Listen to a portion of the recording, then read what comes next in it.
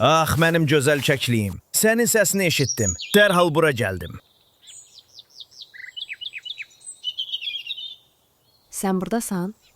Tülkü. Ay kəklik, mənim canım. Mən sənin kimi qorxu yerdə oturardım? Yox, yox.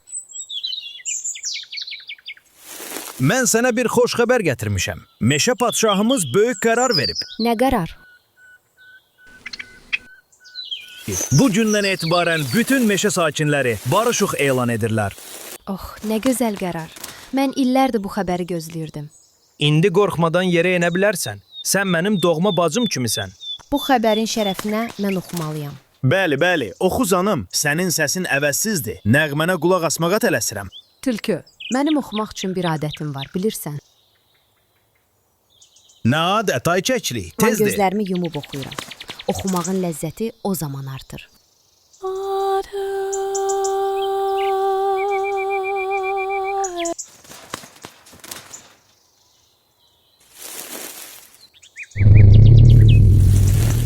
Ay Tülkü, nə oldu bəs?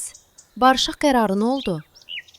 Mən səni bağrıma basmaq istədim. Dostluq qucağı açmaq istədim. Hə, başa düşdüm. Deməli, padşahın yeni qərarı yox imiş. Mənim məsləhətim sənə budur, Tülkü. Ağzını yummalısan ki, danışdıqların inandırıcı olsun.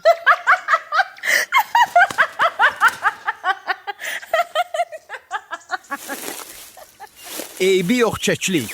Vaxt gələr, keçərsən əlimə. Heç eybi yoxdur.